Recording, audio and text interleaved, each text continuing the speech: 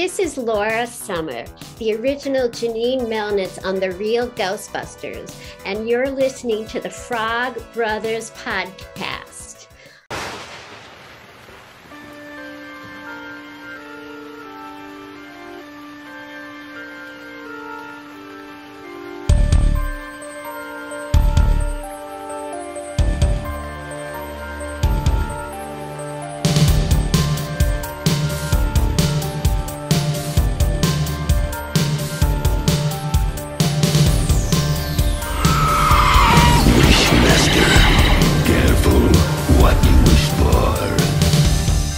Welcome back to Haunted by Tapes with the Frog Brothers Podcast. Hello, and welcome to another edition of Haunted by Tapes with the Frog Bros Podcast. Tonight's feature film is The Wishmaster. Wishmaster. It's a dope fucking movie. I didn't write down the year it's from, but it's like 95, I think? Yeah, it sounds right. Mid-90s. Directed by Robert Kurtzman, right? Mm-hmm. And this guy is known mainly for makeup effects and special makeup effects and stuff. He worked on, just so we're clear, Night of the Creeps, Dream Warriors, Predator, Evil Dead 2, Phantasm 2, Halloween 5, Nightmare on Elm Street 5, Tremors, Exorcist 3, Darkman, People Under the Stairs, Army of Darkness, Jason Goes to Hell, New Nightmare, Pumpkinhead 2, Scream, From Dusk Till Dawn, The Faculty, 13 Ghosts, Evolution, Ghost Ship, Hostel, Tusk. He formed the K&B effects group with Greg Nicotero and Howard Berger. What you're saying wrote is the story for From Dusk Till Dawn and had Quentin Tarantino write the script. Like, that's the thing that he did. This is his second directed movie. His first was called The Demolitionist. I've never seen it, but it's also, this movie's produced by Wes Craven. Yeah, Wes Craven, right? And then Robert Englund has a pretty big role in this. Yep, you got lots of horror cameos and roles and stuff in here. And then, before we get too deep in the movie itself, I would say I did like Robert Englund in this because you're so used to him playing like the typical bad guy, and like this is just him being somebody different. You're like, oh, that's really fucking refreshing. I really appreciated that. They did that for several horror bad guys. They just made them human characters in this, which is cool and interesting. The guy who plays the Djinn does very well. He was in Mac and Me and Air Force One and a bunch of random shit. Yeah, there's not a whole bunch of other recognizable people, except when we get through them, we'll get to them. Definitely this kind of movie gives me Leprechaun vibes, and it's in that horror transition where right before Scream came out and changed the horror landscape again. Yes. Like, things were very stale, but this was like trying to be fresh. And it was fresh in certain ways, but it didn't change the genre. It's so good and entertaining for me, though. Like, I love it is. Yeah, I mean, I was watching, I was like, this shit's absurd. It opens up with like some potions and shit you're seeing being stirred and some credits and all that. Yeah, so you see that red gem is being forged from some shit is what my notes say. And I wrote Lord of the Rings. Mm-hmm. They explain that there's 3 wishes, and after the 3rd wish is granted to the first person who opened the Djinn thing, and they'll be able to open hell or whatever, and all their Djinn friends will be able to come fuck up Earth. Yeah, the Djinn. It goes to Persia, 1127 AD. And I'm glad you wrote that, because I just wrote ancient times. The guy asks for his wishes like something, show me wonders or whatever, basically. And he just starts fucking shit up. Guy gets turned into a fucking wall. That immediately gets my attention. You turn a man into a fucking wall. I'm like, okay, and then I wrote down pandemonium, because going crazy. I wrote down as much as I could. There was a burned person, half burned, a person who was just bleeding profusely for who knows what reason, a tree lady. Yeah, the Groot person. I noticed that too. I was like, oh, fuck, that was really, and that looked good. Guys whose intestines were coming out and turning into a monster. Mm-hmm. Like, all the effects in this is crazy because, it's directed by an effects guy. The skeleton leaving the guy's body, tearing itself out of the guy's body and walking away. Rips out of there was amazing. I fucking love that scene. And then the lizard snake man, that's what it is. And it's a snake man, but if you look close, it looks more like an alligator or crocodile tail eventually. Yeah. And so that guy asks for help, and then the sorcerer saves the king from the Wishmaster by trapping him in the red gem. Yeah. So the sorcerer is like this, it kind of comes through clutch in the moment. Pretty much. Which, that fucking opening is on point. Because it gets you right into the action. You're ready for it. It's fun. There's so many good visuals in there immediately. It's fucking crazy. You're like, if this is your style of movie, you will know right away or not. Yeah, you're immediately having fun with this. 'Cause I was it's caught. so over the top. I was like, damn. All I'd right. never seen this till like over the summer, and I was like, oh shit, this is like fucking good. And so there's a Wishmaster 2, by the way. We'll have to get to because it's fucking amazing. There's several sequels, aren't there? 4 of them total. I think, but I only have the first 2. Okay, so Raymond Beaumont is portrayed by Robert Englund. So the next scene, we kind of cut to modern times out on a freight dock, right? A crane operator's drinking while working, and basically... You have another cameo here.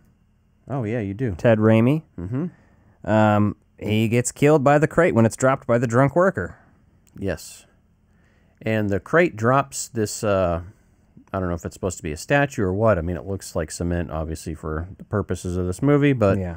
A dock worker finds the gem in there, sees that it's valuable, and just takes it right out. Mm-hmm. Clearly, it's been stored inside this thing to keep it away from people and being found. Well, here we are. He takes it to Nick, who's played by Chris Lemmon, Jack Lemmon's son. And that's the pawn shop owner that takes it there, and he takes it to the auction company lobby. Yeah, it's kind of weird. It's like... I'm assuming that... You got to pay a lot of attention to understand what kind of is happening there, because otherwise you're just like, I don't know, they're just handing this jewel off to random people over and over. But yeah, essentially. They decide to run tests on it. She has to get the gem to her friend Josh, basically.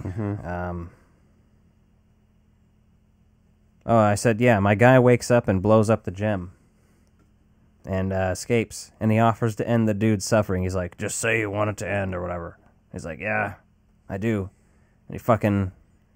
kills him, and then starts transforming like he made a wish, so he's getting more power back, and he's growing his body back, because he was all slimy and like laying on the floor before. Yeah, before, yeah, and that was an interesting piece. Like, at first I didn't catch what was going on, but as those wishes take place and he's influencing other people, right, because you've got this key person that he's supposed to have make 3 wishes, but anybody that he can grant a wish to, he's able to gain power from. That's the only way he can do shit. It's by manipulating people into wishing something. So I gotta say something though, the music choices in this movie are fucking terrible, and it's mostly because it's very low budget, and they wanted like that '90s alternative sound, and so some of the music. There's like a lot of like fucking garbage, really bad wannabe sounding pop punk like stuff, like pop punk, but like almost like Bare Naked Ladies type, like top 40 like radio, like just fucking like pop rock for the time. But like, yeah, they should have just had a score. Yeah, because it's bad. Cheesy synth score would be good. Then we get to that tennis match scene with uninspired alternative music, is what I said. And then we find out Alex isn't into Josh. She doesn't want to go out with him. Yeah. There's a few things there that they'll come back to later at the end of the flick. Yeah. She shuts that shit down, and then there's more shit music. And then Alex starts appraising the gym for Nick. Well, we already kind of passed this because I talked about him escaping and everything. Oh, yeah. So he breaks the... Well, yeah, because he fucks it up with the laser. Oh, and then the Mars Attacks alien shows up there. That's what I was going to say, because I had some good notes on that. I like the homeless guy's arguing with the other fucking guy. Who's he arguing with? What's that guy? The homeless guy? Yeah. Oh, yeah. The homeless guy is one of the most famous homeless guy actors. If you couldn't tell, he's the homeless guy from Back to the Future and Back to the Future 2. Mm-hmm. Fog, Escape from New York, They Live, Tammy and the T-Rex. And he is like, I wish you, I hope you die, and I hope you go into the gutter so I can piss on your body. Man, he's fucking tearing it down, isn't he? He's like, basically, he wishes that, yeah, he'll get fucking cancer. He's like, do you want to... And die! And dies. And so... I said Emperor Palpatine meets the board game guy from, there's this game called, an old board game in the 90s you played with the VHS tape, and like he looks kind of like the Emperor Palpatine, but that's who the Wishmaster is looking like in this little sequence here. So. Yeah, like the homeless guy runs away, and he's like, picks up the cigarette, and he's like, run, insect. And he inspects the cigarette, smells it, and then starts smoking it. Yeah, it's pretty bizarre. He's an interesting character in there, right? And I guess the only thing that for me was a little bit of a letdown in this flick is that the opening is so interesting, and then all of a sudden we're like, oh fuck, we got to deal with regular plot. Like, I don't know if I really fucking care, but okay, I'll care enough. There's not enough of the regular plot that I'm annoyed by it. The only thing I'm annoyed by is that he's not just looking like the Wishmaster the entire time, but I get it for plot reasons. Mm-hmm. But I love the way he looks. It reminds me of like Jeepers Creepers came after this, Yeah. but that looks a lot like this motherfucker. And same with like Psycho Gorman looks like this shit. I love it. So Alex goes and meets up with Beaumont and basically researches that broken statue. The Wishmaster is fucking around with the corpse. And so Beaumont has this scholar that he's going to send Alex to for help, right? We kind of got these two little scenes kind of jumping back and forth between. It's pretty interesting. Again, you know, Beaumont invites her to a party, and she's like, I don't think I can go. And he's kind of like fucking irritated. He's like, bitch, I invited you to my party. You should fucking come. So, yeah. And then at first I wasn't realizing, I was thinking that the Wishmaster had stolen Josh's face. Is that the corpse that he takes? Or he just took a random corpse? Yeah, he just steals a random corpse's face. I think he's in the morgue, yeah, and he steals a guy's face. It's a pretty weird scene, but interesting. And I love how he blinds the guy that comes in and catches him. Yeah, he like melds his eyes shut almost with magic. It's fucking crazy. Yeah, and that's his wish, right? He's like, you don't want to see this or whatever. Right. And so he makes him blind. And then we find out that Alex is going to meet up with this professor of folklore. And she's kind of having some weird premonitions throughout this. Some flashback scenes. I didn't take note on any of the boring shit. Yeah, it was kind of one of those subplots that didn't really pan out, right? It didn't have enough closure for it to be worthwhile. Yeah. The Djinn goes to the police station, though. And he's asking lots of questions to the detective or the cop or whatever. I think he's a detective. And he's like, well, what do you keep looking over there for? And he's like, something intriguing you? And he's like, yeah, I just want it to be easy. A guy like that come in here, and I want to just be able to kill him. And he's like, oh. And he gets him to, like, fucking wish it, basically, you know, as he does. And then the fucking guy he's talking about stands up in the police station, steals a cop's gun, and starts fucking popping cops out like that. And it's very interesting and a fucked up scene because all of a sudden there's a fuck ton of people dying, and then the Djinn just uses that time to look at the information he needs. And yeah, that scene kind of had Terminator vibes for me, right? With the way like the layout of the police station was, the shooting in there was like, oh fuck, that's like he dark. Tore the fucking dude's jaw off. Do you remember that? That was fucking brutal. There's some other crazy scenes in here, like right before they come to the police station when the Wishmaster puts the cash on the store clerk's boobs. He's being an asshole about it. You're like, okay, so there's some very interesting things with just how he conducts his business. Yeah. The stone was revealed to be called the Stone of Secret Fire. Kind of dumb. Then we realize that Alex can feel some of this shit that's going on, right? She feels the Wishmaster uses Shannon's phone, so she can feel some of that. She tells the professor about her theory, no hope, no magic. Don't follow her requests. That was a pretty interesting piece. And then when Alex confronts Jin for the first time, right, we realize we got some good dialogue there, right? She wishes to know what he is, which is pretty asinine. Oh, whoa. I'm nowhere near there. Oh, you're not? Holy shit, man. Yeah. Give me a second. What does that say? Okay. Yeah, you get the insurance guy. He's still trying to find her address, basically. So he's trying to hunt her down. And he turns that thing into gold right on the guy's desk or whatever. And he's like, oh, shit. And he's like, now, what'll it take to give me her address? And he's like, I don't know, $1 million? He's like, okay, we can make that happen. Cut to his mom filing a life insurance policy for $1 million. Yeah. And then a plane taking off and immediately exploding like it was almost a sight gag. Like it was hilarious. Oh, yeah, I forgot. Yeah, his mom's coming to visit him, and like the fucking plane explodes. That's fucking dark, isn't it? All the Wishmasters, like people who made wishes, start to get ill and shit, and she starts freaking out. The Djinn killed Wendy because he showed her his face, and then she didn't want to see it, so he's like, oh, yeah, I'll kill you, basically. Like, tricked her into that shit again. Yeah. Because he can't kill anybody without them asking to be killed, right? So he can basically torture them and get them to ask to be put out of their misery is kind of what he explains in that moment. Yeah. And then he's explaining the wishes to her, and she wishes for him to blow his brains out, and he's like, all right, peace. blows his fucking brains out, and then is like, yeah, but I can't die, though. But that hurt, so you're a bitch. Then she asks to know what he is, which is interesting because then she gets trapped inside of his mind and his reality, I guess, to some degree. Very cheesy visuals, but hilarious and works. The lighting in there worked for me. The backgrounds and sets. There's a dog with like a beak. Dog beak monster thing. The creatures in there were way better than the background shots. Like little hallways and tunnels like look kind of cheap, but the rest of it just kind of kept you in the moment with the lighting and everything else. So. Yeah. She ends up wishing herself out and wishes herself back into her apartment. When she's driving her...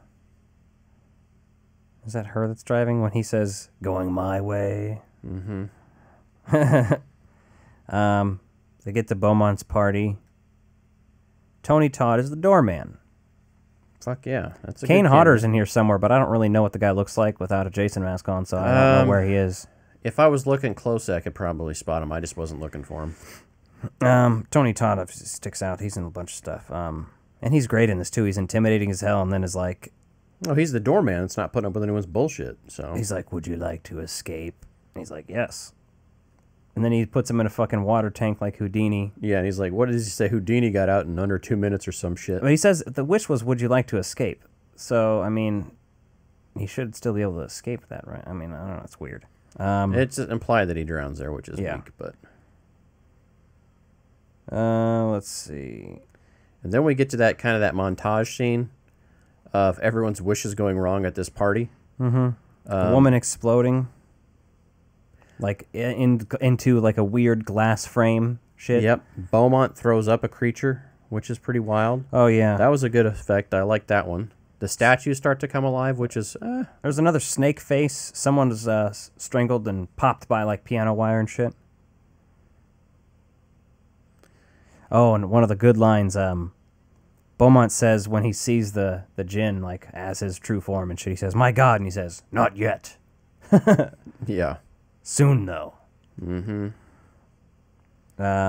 there's people on fire and shit. The statues come alive. Those statues are very interesting. That was a cool scene, man. I kind of wish some of this had gone on longer just to...